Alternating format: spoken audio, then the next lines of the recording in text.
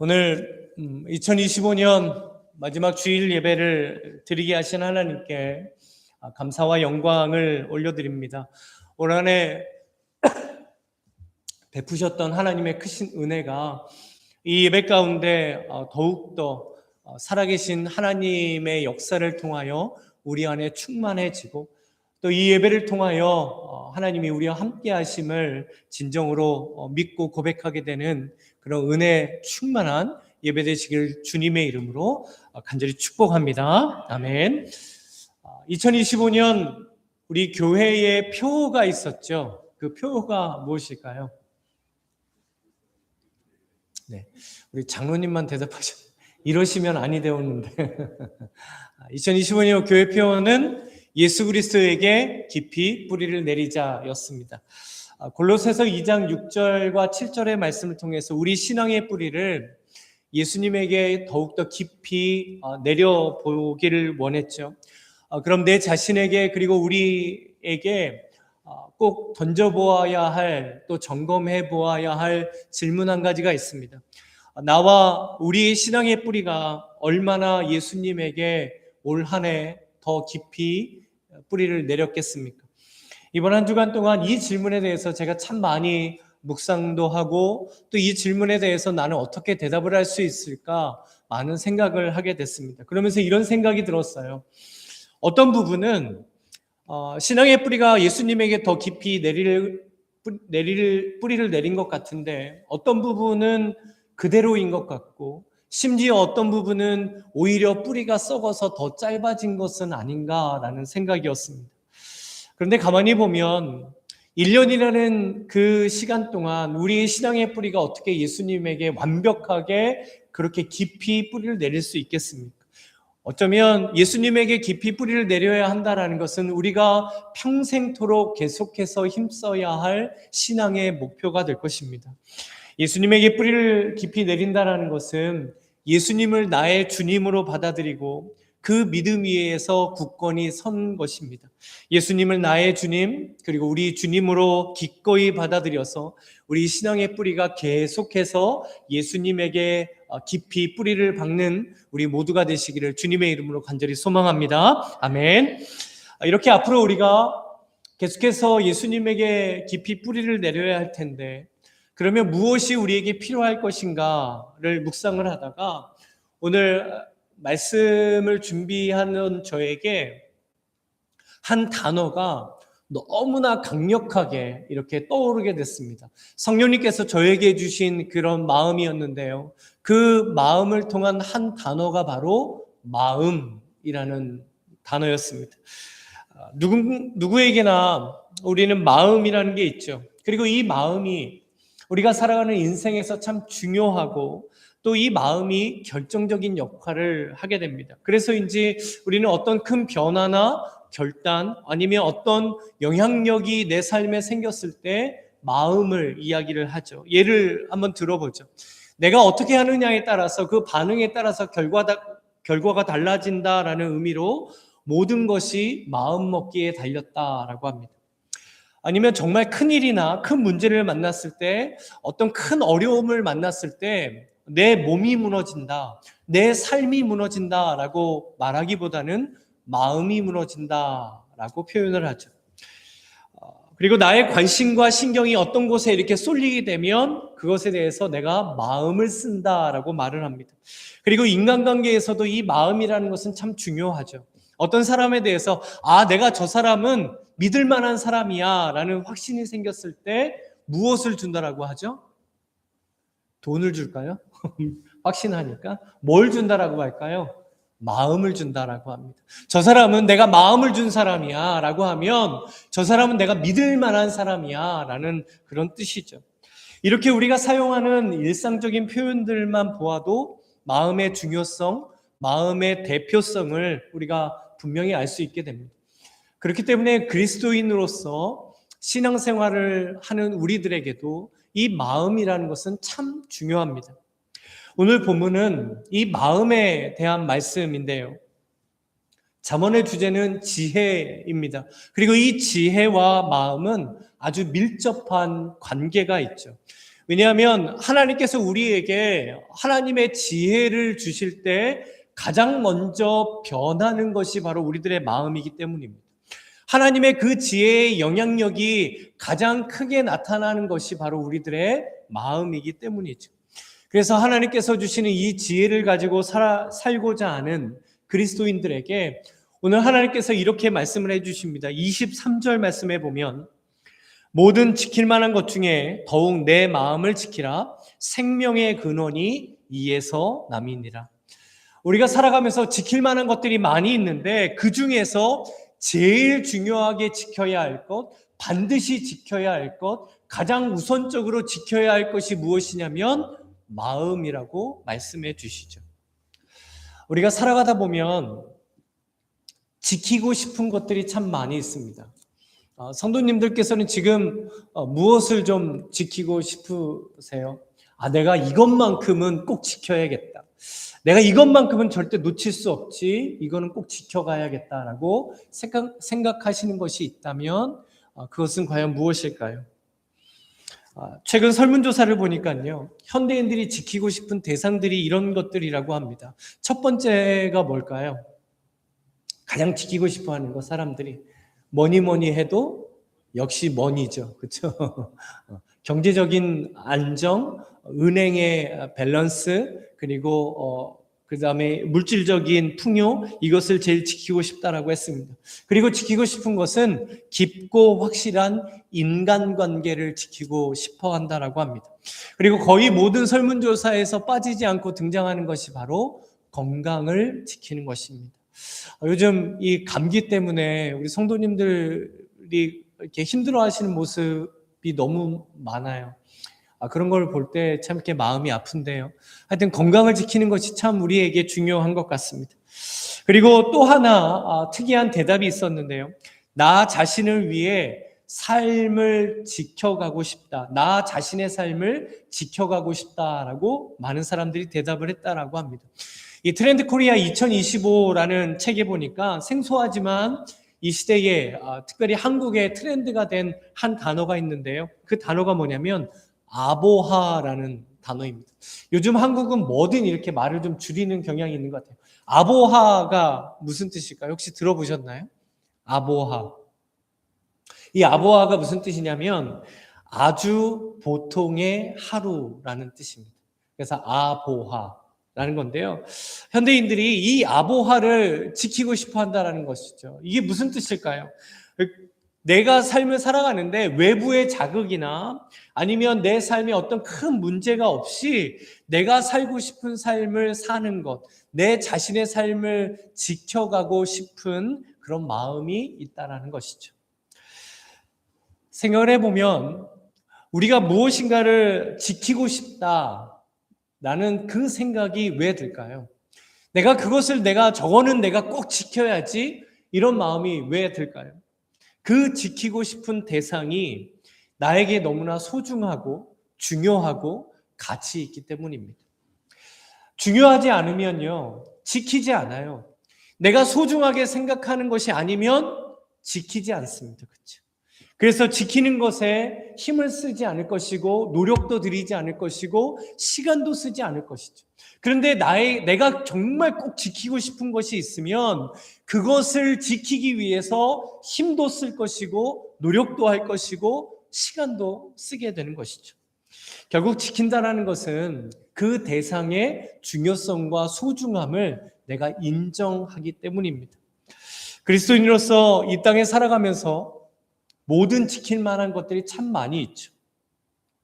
우리는 세상 사람들과 동떨어진 사회에서, 동떨어진 문화에서, 동떨어진 가치를 가지고 살아가는 사람들이 아닙니다.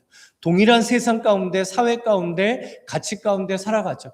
당연히 그리스도인으로서 모든 지킬 만한 것들이 있습니다. 사랑하는 가족들 지키고 싶죠. 그리고 경제적인 안정도 지키고 싶고 일터도 지키고 싶고 개인의 만족과 행복도 우리 역시 지켜가고 싶습니다. 이렇게 여러 가지 우리가 지킬 만한 것들이 존재하죠. 그런데 그 지킬 만한 것들 중에 더욱 내 마음을 지키라라고 오늘 하나님께서 말씀하십니다. 그다음에 하나님께서는 왜 우리들의 마음을 가장 우선적으로 가장 중요하게 지키라라고 말씀하시는 것일까요? 23절에 보니까 그 이유가 이렇게 나오죠. 생명의 근원이 이에서 남이라. 여기서 생명이라는 것은 우리의 목숨을 뜻하는 것이 아니라 생명력을 가리킵니다. 그러니까 우리가 하나님을 믿는 그리스도인으로서 살아갈 수 있는, 믿음을 가지고 살아갈 수 있는 그 생명력이 어디에서부터 나오냐면 마음에서부터 나오기 때문에 그리스도인들이 다른 그 무엇보다 가장 우선적으로 마음을 지켜가며 살아가야 한다라고 하신 것이죠. 그래서 이 마음이요, 우리의 삶을 결정짓게 됩니다. 대표적으로 마음의 방향이 우리 삶의 방향이 되죠. 이것은 마치 자동차 핸들로 자동차를 운전하는 것과 같습니다. 핸들을 오른쪽으로 돌리면 자동차가 어디로 가죠? 당연히 우회전을 하게 됩니다. 핸들을 왼쪽으로 돌리면 그 자동차가 당연히 어디로 갈까요? 좌회전을 하게 되죠. 그리고 핸들을 가만히 정가운데로 두면 그 자동차는 직진을 하게 됩니다. 우리의 마음과 신앙생활이 이와 같습니다. 뗄래야 뗄 수 없는 관계가 있죠. 내 마음이 하나님께 향하면 우리의 삶도 실제로 하나님을 향하여 살아갈 수 있게 됩니다. 내 마음이 예수 그리스도로 향해 있으면 신앙생활 속에서 예수님을 따르게 되고 실제적인 내 삶 가운데 나는 죽고 예수 그리스도로 살게 되는 그 십자가의 능력, 십자가의 은혜가 내 일상생활 가운데, 내 인격 가운데, 내 생활 가운데 실제로 나타나게 되는 것이죠. 내 마음이 성령님께서 거하시는 거룩한 성전이 되면 성령님께서 나를 인도해 나아가실 때 성령님께 순종할 수 있게 되는 겁니다. 정말 내 인격이 성령님으로 충만해지면 성령 충만의 은혜가 무엇인지 내 인격 가운데 내 삶 가운데 실제로 성령 충만의 열매가 열리게 된다는 것이죠. 그리고 또 한 가지, 내 마음 가운데 있는 우선순위가 실제 내 삶의 우선순위가 됩니다.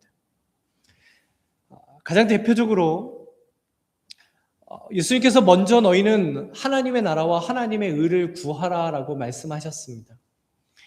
그러면 내 마음에 하나님의 나라가 들어와야죠.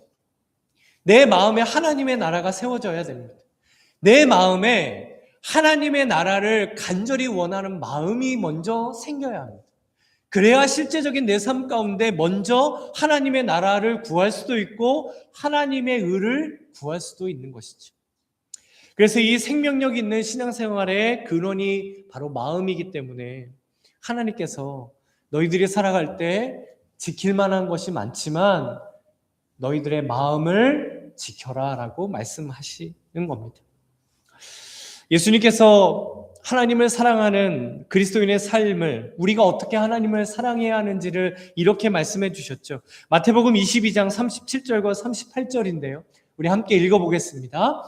예수께서 이르시되 내 마음을 다하고 목숨을 다하고 뜻을 다하여 주 너의 하나님을 사랑하라 하셨으니 이것이 크고 첫째 되는 계명이요. 아멘. 예수님께서 이 말씀을요, 신명기 6장 5절의 말씀을 인용해서 말씀해 주신 겁니다. 신명기 6장 5절 말씀을 보면 너는 마음을 다하고 뜻을 다하고 힘을 다하여 내 하나님 여호와를 사랑하라.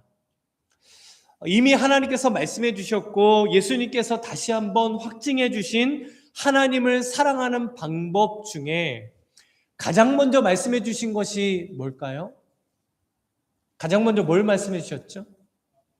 마음을 다하는 것입니다. 그러면 왜 마음을 먼저 말씀해 주셨을까요?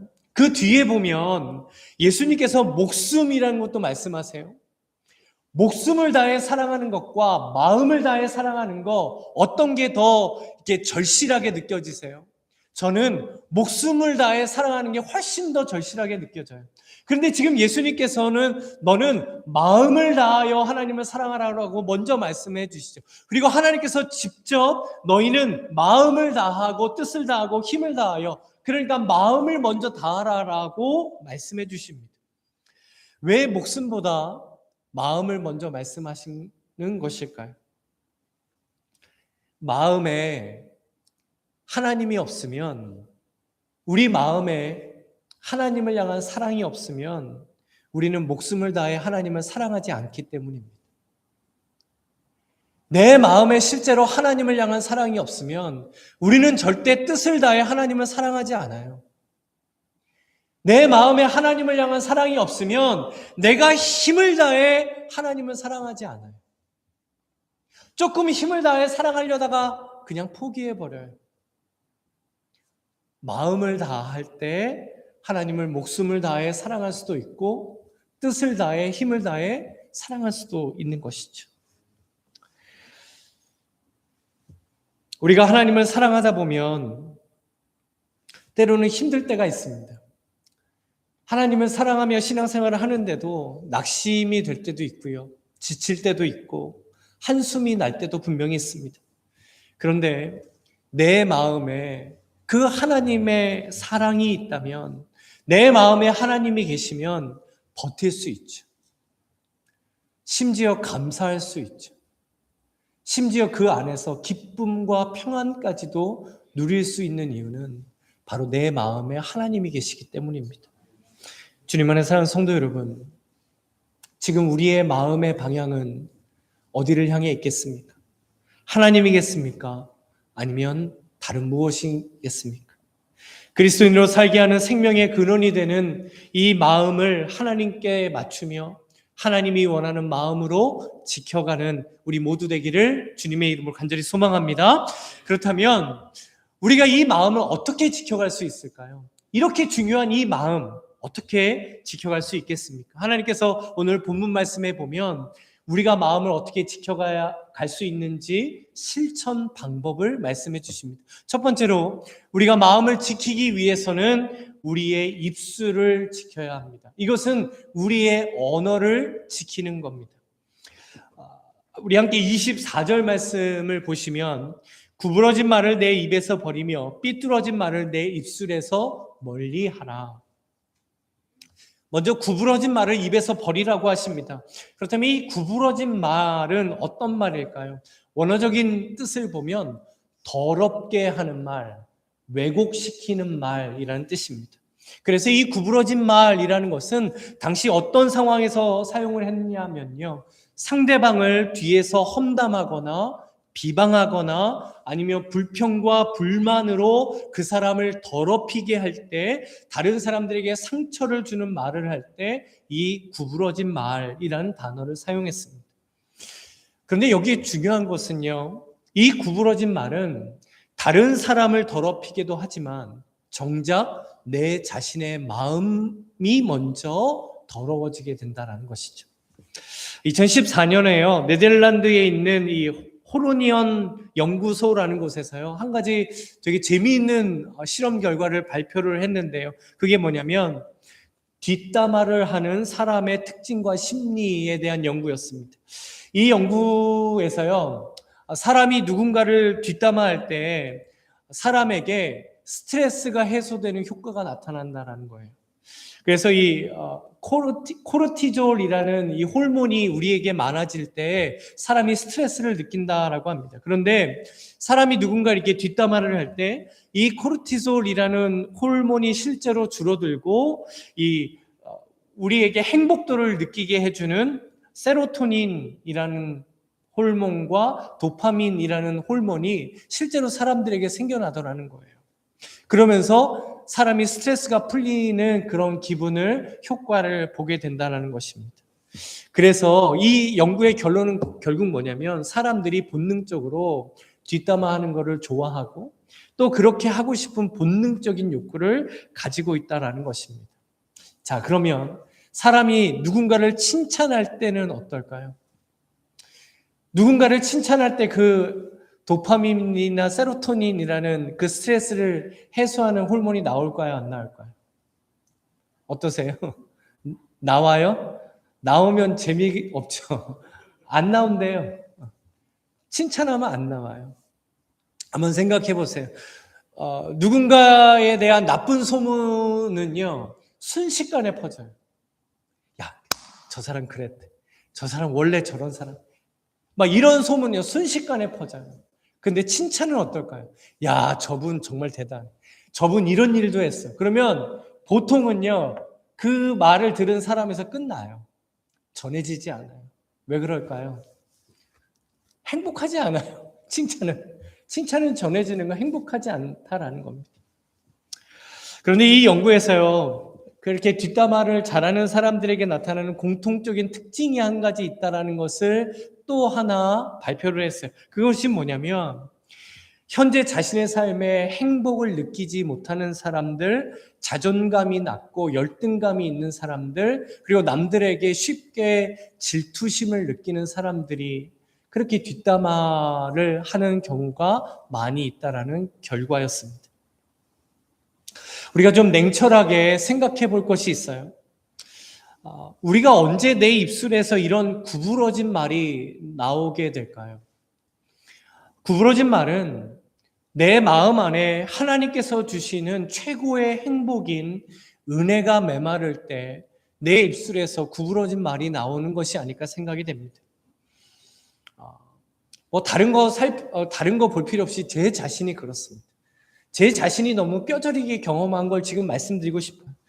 은혜가 내 마음에 충만하면요, 우리의 말은요, 구부러진 말이 안 나와요. 내 마음이 은혜로 채워져 있으면 구부러진 말이 아니라 고든 말이 나갑니다. 은혜로운 마음이 되면 우리들의 입술 역시 은혜로운 입술이 됩니다. 말에도 온도가 있다라고 해요. 아주 차가운 말은 그 말을 듣는 사람을 부정적으로 만들게 되고 그 사람의 마음을 무겁게 하고 상처를 주는 말이라고 합니다. 그래서 이 차가운 말을 들은 사람을 부정적으로 만들게 되죠. 그런데 따뜻한 말이 있습니다. 따뜻한 말은 그 말을 듣는 사람에게 위로가 되고 격려가 되고 기분을 좋게 하고 그리고 그 사람으로 하여금 긍정적으로 반응할 수 있도록 하는 말이라고 합니다. 그리스도인으로서 우리가 마음을 지켜가기 위해서는 은혜로 따뜻한 말을 할 수 있어야 합니다. 그리고 삐뚤어진 말은 멀리 하라라고 하시죠. 여기서 삐뚤어진 말이란 그 원어적인 뜻을 보면 거짓말, 속이는 말이라는 뜻입니다. 그리스도인으로서 마음을 지켜가기 위해서는 정직하지 못한 거짓말, 나의 이익과 유익을 위해서 남을 속이려는 말, 다른 사람을 속이기 위해 하는 거짓말, 이것을 멀리해야 한다라고 하십니다. 왜냐하면 그 삐뚤어진 말을 하면 내 마음도 삐뚤어지기 때문이죠. 결국 이 구부러진 말과 삐뚤어진 말은요, 내 입술을 통하여 밖으로 나오는 것 같지만 오히려 이 구부러진 말과 삐뚤어진 말을 통하여 생명의 근원인 우리들의 마음이 탁해지고 오염되어지게 된다는 겁니다. 주님 안에 사는 성도 여러분, 우리의 마음을 지켜가기 위하여 구부러진 말, 삐뚤어진 말이 아니라 은혜의 입술이 되기를 간절히 소망합니다. 아멘. 그런데 솔직하게 말이라는 것이 내 마음대로 잘 되지가 않죠. 야고보서에 보면 혀를 능히 길들일 자가 없느니라 라고 말씀하십니다. 그러니까 내 혀에 대해서 장담할 수 있는 사람이 아무도 없다라는 거예요. 그래서 다 말에 실수가 있고 때로는 상처 주는 말을 하기도 하고 또는 듣기도 하면서 때로는 감정적인 말을 하기도 합니다. 그렇기 때문에 우리에게는 성령님의 은혜가 필요한 것이죠.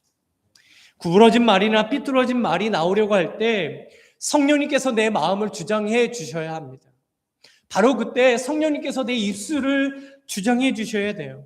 그래서 그리스도인의 언어 생활은요, 내 인격이 어떤 성숙되어져 감으로 인해서 아니면 내가 어떤 대화의 기술을 통하여서 그리스도인의 언어 생활이 발전되어져 가는 것이 아닙니다. 성령님께서 내 마음을 주장해 주시고 내가 그 성령님께 순종할 때 우리들의 입술이요, 은혜로운 입술이 될 수 있는 것이죠. 우리 오늘 주신 이 말씀 앞에 우리의 언어 생활을 한번 좀 비추어 보면 좋겠습니다. 가정에서 내 배우자나 자녀들에게 하는 나의 언어 생활, 아니면 내가 만나는 사람들에게 하는 나의 언어 생활을 지금 나는 어떤 말을 건네고 있는 사람인가를 오늘 이 말씀을 통해 비춰보기 원합니다. 그래서 성령님께서 이 말씀으로 역사해 주셔서 구부러진 말은 버리고 삐뚤어진 말은 멀리하여 하나님께서 주시는 은혜의 입술이 되기를 주님의 이름으로 간절히 소망합니다. 아멘. 그리고 두 번째로 마음을 지키기 위해서는 우리의 눈을 지켜야 합니다. 이것은 우리의 관점을 지키는 것입니다. 우리 25절 말씀을 함께 읽어보겠습니다. 내 눈은 바라보며 내 눈꺼풀은 내 앞을 곧게 살펴. 아멘. 하나님께서 마음을 지키기 위해서 바로 보아야 한다라고 말씀하시죠. 이것은 올바로 바라보는 것을 뜻합니다. 그렇다면 그리스도인이 올바르게 바라본다라는 것이 어떤 의미일까요? 우리가 바라보아야 할 하나님을 올바르게 바라본다라는 뜻입니다. 그러니까 내 마음이 흔들리려고 할 때, 마음에 하나님이 원하시지 않는 무엇인가가 들어오려고 할 때 우리가 의지적으로 하나님을 바라보려고 해야 한다라는 것입니다. 우리가 의지를 가지고 하나님이 원하시는 관점을 가지려고 한다는 것이죠. 이것은 결국 하나님을 믿는 믿음을 가지고 믿음의 관점을 지켜가라라는 말씀이 되죠. 결국 이 믿음의 관점으로 그 상황 가운데 있는 하나님의 은혜를 바라보는 것, 그것이 바로 우리의 관점을 지켜가는 것입니다. 그래서 지금 하나님께서 나에게 이런 은혜도 주셨지, 하나님께서 지금도 나에게 이런 은혜를 주시지, 이런 하나님을 믿기 때문에, 하나님을 바라보기 때문에 아무리 은혜를 발견할 수 없는 상황 가운데에서도 하나님을 바라볼 수 있는 것이죠. 그렇기 때문에 마음을 지켜가기 위해서는요, 우리가 무엇이든지 믿음으로 바라보려고 하는 믿음의 관점을 반드시 지켜가야 됩니다. 그런데 이 믿음의 관점을 잃어버리게 되면 어떻게 될까요? 믿음으로 바라보지 않죠. 믿음으로 바라보지 않으면 은혜로 해석할 수가 없어요. 그러면 어떻게 되겠습니까? 나의 관점으로 바라봐요. 세상적인 관점으로 바라봐요. 그러면 어떻게 될까요? 나의 상황과 나의 조건, 나의 컨디션이나 내 기분이나 내 감정이나 내 환경에 따라서 내가 결정권자가 됩니다. 그래서 믿음으로 보고 싶을 때는 믿음으로 보지만 믿음으로 보기 싫을 때는 보지 않아요. 그래서 그리스도인으로서 언제나 믿음으로 봐야 하는데, 마치 믿음의 관점을요, 우리가 선글라스처럼 이용할 때가 있습니다. 선글라스는 언제 끼죠? 예배를 보실 때 선글라스를 끼시는 분은 없습니다. 왜 그럴까요? 목사님이 뭐라 할까봐 안 끼시나요? 예배 시간에 선글라스를 끼지 않는 이유는 선글라스가 필요하지 않기 때문입니다. 그런데 우리가 햇볕이 쨍쨍한 외부로 나가면 선글라스를 끼죠. 왜 끼죠? 선글라스가 필요하기 때문에 낍니다. 그러니까 이 선글라스는요, 내 필요에 따라서 쓰는 겁니다. 믿음의 관점도 마치 선글라스처럼 이용한다는 것이 무엇이냐면, 내가 필요할 때는 썼다가 필요가 없어지면 다시 벗어버리는 거예요. 그래서 내가 필요할 때는 믿음으로 바라봐야지라고 하면서 믿음의 관점을 씁니다. 그랬다가 나에게 필요하지 않다라고 느껴질 때, 믿음으로 바라보려고 하는데 뭔가 부담이 될 때, 그리고 솔직하게 내가 믿음으로 지금 바라보기 싫을 때, 그리고 내가 믿음으로 반응하기 싫을 때는 믿음으로 바라보지 않는 거죠. 믿음의 관점이 분명히 있음에도 불구하고 그것을 꺼내서 믿음으로 바라보지를 않는 거죠. 이러면 은혜로 해석할 수 없고, 이러면 마음을 지켜갈 수 없는 겁니다. 동일한 결과, 동일한 상황 속에서도 이 믿음의 관점을 가지고 보는 것과 보지 않는 것은 신앙생활에 우리가 생각하는 것보다 훨씬 더 엄청나게 다른 결과를 만들어내게 됩니다. 제가 한국에서 사역할 때요, 대학생 14명과 함께 미얀마로 단기 선교 여행을 간 적이 있습니다. 그런데 이 여름에 갔는데 미얀마가요, 생각했던 것보다 훨씬 더 덥고 이 습도가 어마어마하더라고요. 한국도 습한데 이 미얀마라는 나라는 정말 가만히 있어도 이게 막 땀이 줄줄줄 흐를 정도였습니다. 그렇다 보니 이제 막 불쾌지수도 올라가고, 그리고 굉장히 바쁜 스케줄 때문에 이제 아이들이 이렇게 피로도 쌓이고 힘든 굉장히 그런 상황이었습니다. 그러니까 그 아이들 중에 몇몇 아이들은요, 불평과 불만을 이제 막 늘어놓기를 시작을 하는 거예요. 그러니까 마음 안에 불평과 불만이 생기니까요. 뭐만 해도 불평과 불만인 겁니다. 이거를 해도 불평, 저거를 해도 불평, 이 상황도 불만, 저 상황도 불만인 거예요. 그렇다 보니 그 단기 선교 가운데 태어나서 처음 외국인을 만나는 그런 마을로 들어갔었는데 정말 그 순수한 5살, 6살짜리 너무나 보기만 해도 너무나 이쁜 그 아이들을 보면서도요. 이 아이들이 불평불만을 하는 거예요. 쟤네들은 왜 이렇게 더러워? 아니 쟤네들은 저 더러운 손으로 왜 나를 만져? 막 이런 불평과 불만이 나타나는 겁니다. 그런데 그 안에는요. 믿음의 관점을 가지고 미얀마의 땅과 미얀마의 영혼을 바라보던 친구들이 있었어요. 힘들고 짜증나죠. 처음 접해보는 상황이 어렵죠. 그런데 그 상황 가운데서도 믿음으로 바라보니까 이 친구들이 감사하는 거예요. 이 친구들이 기도하게 되고 자신을 이곳에 보내신 하나님의 뜻을 이 아이들이 발견해 가더라고요.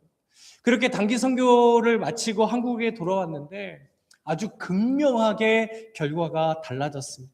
불평과 불만을 하던 친구들은요, 갔다 와서도 여전히 불평과 불만이에요. 그래서 이 단기 선교에 대해서 평가를 하는데 이런 평가를 해요. 선교 쓸데없다. 선교 가도 아무 효과 없다. 선교 갔다가 괜히 고생만 했다라는 겁니다. 그런데 믿음의 관점을 가진 친구들은 돌아온 후에요. 삶이 변하더라고요. 돌아온 후에 이 아이들의 신앙이 성숙되어져 가더라고요. 이 아이들이 가장 변한 그 가장 대표적인 현장이 어디였냐면 바로 예배였어요. 이 친구들이요. 예배를 드리는 자세가 달라져요. 예배를 사모하는 그 마음가짐이 달라지더라고요. 그렇게 예배 가운데 하나님의 은혜를 너무나 갈급해하는 그 간절한 마음을 가지게 되고 그 마음으로 하나님께 예배를 드리니까요. 이전에는 불평하고 불만하고 은혜 받지 못했던 그 아이들이요. 예배 가운데 하나님의 말씀 앞에 엎드려지게 되더라고요. 예배를 드리고 나서 그 아이들의 말이 변하고 그 아이들의 우선순위가 변하고 그 아이들의 삶이 변하더라고요. 어디서부터 이 놀라운 변화가 시작됐을까요? 믿음으로 바라보는 것, 거기에서부터 시작된 겁니다. 어떤 관점을 가지느냐, 이것이 신앙생활에 너무나 중요합니다. 올해 제가 참 많이 말씀을 드렸고 어쩌면 앞으로 제가 참 많이 더 말씀을 드릴 것 같은데요. 우리가 정말 마음에 깊이 새겨야 될 것이 있습니다. 믿음으로 바라보고 은혜로 해석하자입니다. 믿음으로 바라볼 때 은혜로 해석할 수 있습니다. 믿음으로 바라보아야지만 그 안에 있는 하나님의 은혜를 우리는 바라볼 수가 있죠. 바로 그때 우리는 마음을 지켜갈 수 있습니다. 그런데 믿음의 관점을 잃어버리면, 믿음으로 보지 않으면 우리는 하나님의 은혜가 코앞에 있다 할지라도 하나님의 은혜를 볼 수 없어요. 정말 크신 하나님 아버지의 은혜가 폭포수처럼 내린다 할지라도 믿음으로 바라보지 않으면 은혜를 바라볼 수 없습니다. 그게 우리들의 관점이기 때문이죠. 주 안에 사랑하는 성도 여러분, 나의 삶을, 나의 가정을, 나의 일터를, 그리고 우리 교회를 믿음의 관점으로 바라보기를 간절히 원합니다. 그래서 그 안에 흐르는 그 놀라운 하나님의 은혜를 바라보고 우리를 붙드시고 계시는 그 주님의 손길을 바라보는 저와 성도님들 되시기를 간절히 소망합니다. 아멘. 세 번째로 우리 마음을 지키기 위해서는 우리의 발을 지켜야 합니다. 이것은 우리의 선택을 지키는 겁니다. 우리 함께 26절과 27절 말씀을 함께 읽어보죠. 내 발이 행할 길을 평탄하게 하며 내 모든 길을 든든히 하라. 좌로나 우로나 치우치지 말고 내 발을 악에서 떠나게 하라. 아멘.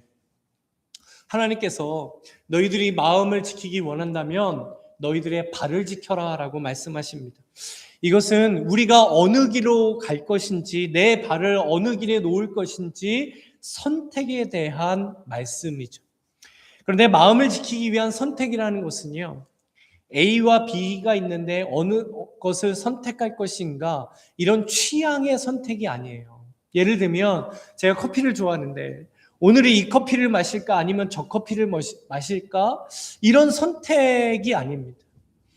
하나님께서 주신 지혜로 사는 사람은 좌로나 우로나 치우치지 말라라고 하십니다. 언뜻 보면 너희들이 균형을 잘 잡고 신앙생활을 해라 라는 말씀처럼 들리는데요. 하지만 이 말씀의 중요한 의미는 바로 그 뒤에 나옵니다. 좌로나 우로나 치우치지 말고 내 발을 악에서 떠나게 하라. 그러니까 내 발을 죄에서 떠나게 하라라는 말씀이 되는 것이죠. 우리들의 행동 가운데 죄가 있다면 빨리 그 악에서 떠나라. 그것이 마음을 지키는 것이다. 그것이 내 모든 길을 든든히 하는 것이다 라고 말씀하십니다. 결국 하나님과 멀어지게 만들고 하나님을 향한 내 마음을 차갑게 만들고 하나님을 향한 사랑을 방해하고 있는 그 죄가 있는 길을 선택하지 말고 하나님의 말씀에 순종하는 선택을 하며 마음을 지키라라고 말씀해 주십니다. 이것이 바로 마음을 지키는 선택인 것이죠. 죄성을 가진 우리가 죄를 짓지 않는 신앙생활을 할 수는 없습니다. 우리는 죄를 짓고 또 짓죠. 그리고 후회하고 또 실망을 하죠. 그러면서도 또 죄에 걸리는 것이 우리들입니다. 하지만 우리가 죄인 줄 알았다면 그 죄와 피 흘리기까지 싸워야 한다라고 말씀해 주십니다. 그 죄에 또 넘어가지 않으려고 몸부림을 쳐야 해요. 그 죄에 내가 한번 단호해져 보려고 해야 합니다. 그 죄가 아무리 나에게 이익과 유익을 준다 할지라도 그것이 죄라면, 그것이 하나님이 원하시지 않는 것이라면, 그것 때문에 내가 하나님과 멀어지게 된다면 그것을 아주 단호하게 끊어야 하는 영적인 단호함과 의지가 우리에게 있어야 하는 것이죠. 지금 이 말씀을 하시는 거예요. 그래서 너희 마음을 지키기 위해서 네 발을 악에서 떠나게 하라라고 말씀하시는 겁니다. 만약 네 발이 지금 악에 있다라면, 죄가 있는 길에 있다라면 지금 당장 그 발을 빼라. 지금 당장 그 발을 옮겨라 라고 아주 그 긴급함을 하나님께서 우리에게 말씀해 주시는 거예요. 야, 한번 생각해 봐라. 야, 곰곰이 한번 생각해 봐라. 이렇게 말씀하시지 않아요. 지금 당장 그 발을 빼라고 말씀하시는 겁니다. 그렇기 위해서 우리에게는요, 반드시 의지적인 훈련이 필요합니다. 왜 그럴까요? 이런 선택의 문제는요, 단번에 이루어질 수 없기 때문에 그렇습니다. 내가 마음 먹었다고 단숨에 이루어질 수 있는 것이 아니기 때문에 그렇습니다. 우리는 실패합니다. 넘어지겠죠. 그래도 일어나 주님의 뜻을 따라 선택하려고 해야 합니다. 작은 일상의 순간에서부터 인생의 큰 문제까지 하나님이 원하시는 선택을 지켜가려는 그 의지가 우리에게 있어야 합니다. 내 마음 안에 이 의지가 있느냐 없느냐는 너무너무 중요하죠. 그래서 세상에서는 절대로 이해할 수도 없고 받아들일 수도 없는 그런 복음의 능력을 가진 그리스도인만이 할 수 있는 선택을 그리스도인은 할 수 있는 겁니다. 마음은요, 가만히 있어도 지켜지는 것이 절대로 아닙니다. 의지적인 선택과 영적인 훈련이 우리에게 필요합니다. 내 삶 가운데 내 발을 주님을 따르는 길로 옮기려는 이 영적인 몸부림이 바로 우리 마음을 지켜가는 것이죠. 주님 안에 사는 성도 여러분, 혹시 내 마음 안에 하나님과 멀어지게 하고 하나님의 은혜를 메마르게 하고 하나님이 원하시지 않는다라는 것을 알지만 여전히 내 마음 안에서 밀어내지 못하는 내가 떠나야 할 죄의 자리, 내 발을 옮겨야 할 죄의 마음은 없겠습니까? 우리에게 주신 이 말씀을 통하여 우리 시간 함께 하나님 앞에 좀 간절해지면 좋겠습니다. 하나님이 원하시지 않는 곳에 만약 나의 발이 있다면 그 발을 옮기기 원합니다. 조금이라도 빨리 나의 발이 옮겨지기를 원합니다. 하나님 도와주세요. 하나님 붙들어 주세요. 다윗은 이 간절함을 가진 사람이었어요. 하나님께 자신의 마음을 위해서 간절히 기도할 때 다윗이 이렇게 간구했죠. 시편 51편 10절에 보면 하나님이여 내 속에 정한 마음을 창조하시고 내 안에 정직한 영을 새롭게 하소서. 다윗이 하나님께 창조하시는 것처럼 하나님 내 안에 정한 마음을 창조해 주십시오. 내 안에 정결한 마음, 깨끗한 마음, 정직한 마음을 새롭게 하여 주시옵소서라고 간절하게 하나님께 매달렸습니다. 그래서 하나님으로 채워지는 마음이 되기를 원했고 하나님의 은혜로 채워지는 마음, 하나님만을 구하는 마음을 다윗은 간절히 구했던 것이죠. 주님 안에 사랑하는 성도 여러분, 오늘 우리도 다윗처럼 이 시간 간절히 하나님께 정한 마음을 구하기 원합니다. 하나님, 우리의 모든 것을 아시는 하나님, 이 시간 우리들에게 정한 마음을 허락하여 주시옵소서. 내 마음 지켜가기를 원합니다. 하나님, 내 입술과 내 눈과 내 발을 지켜주셔서 정말 내 마음 지켜가게 하여 주시옵소서. 이 시간 이 말씀 앞에 엎드려지기 원합니다. 하나님, 이 말씀 앞에 내 마음 깨어지게 해주셔서 정말 하나님이 주시는 그 정한 마음 갖기를 원합니다. 이 간절함 가지고 하나님께 엎드리면 하나님께서 반드시 우리에게 그 정한 마음을 주실 줄로 믿습니다. 아멘. 하나님께서 마음을 지키기 위해서 세 가지를 지켜가라고 말씀하셨어요. 너희들의 입술을 지키고 눈을 지키고 발을 지키라라고 하십니다. 이것은 우리의 언어를 지키는 것이고 관점을 지키는 것이고 선택을 지키는 것입니다. 오늘 우리에게 주신 이 말씀의 능력을 통하여서 지금도 우리의 삶 가운데 임재하셔서 우리와 함께 하시는 그 하나님과 함께 그 하나님을 바라보며 우리 마음을 지켜가는 우리 모두 되시기를 이 시간 주님의 이름으로 간절히 축원합니다. 아멘.